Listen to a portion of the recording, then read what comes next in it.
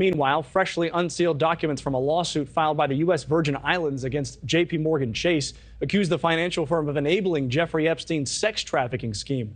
The government claims J.P. Morgan knowingly ignored red flags on Epstein's account activity to reap the financial benefits.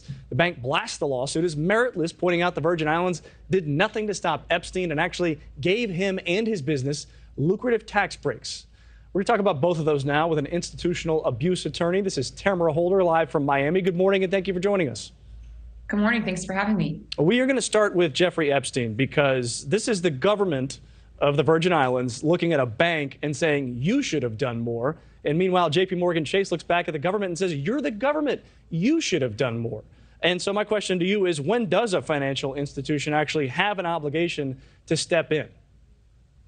Well, it appears as if there was potentially a conspiracy going on between Jeffrey Epstein and J.P. Chase. They were in charge of monitoring his accounts. And instead you have, well, the government alleges, of course, because it hasn't been proven, but the government alleges that J.P. Morgan, engaged in cover-up tactics and did things to make sure that Jeffrey Epstein was able to continue abusing women. The allegations say that over 20 women were paid through J.P. Morgan accounts. So I think there's a big problem here because the U.S. government, when they come to you, they already have their case. Their success rate is like 99.9%. So they took a lot of time to go through all of the financial records, to speak to witnesses before they filed this complaint.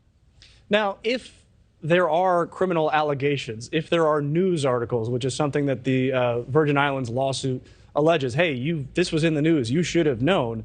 I wonder, though, can a bank just say, hey, we're going to stop letting you spend the money the way you want to because there's some news out there about you? Don't they have to wait for some sort of criminal charges, which would come from a government?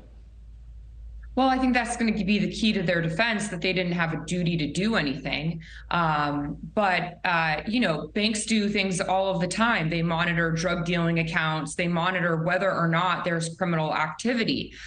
They will place a hold on a check just if they think that there aren't enough funds there. So we also know that the friend or the head of J.P. Chase, he was communicating a lot with Jeffrey Epstein at the time, and there was a lot of back and forth, or again, allegations, of course. There was a lot of back and forth, loosely veiled references to young women.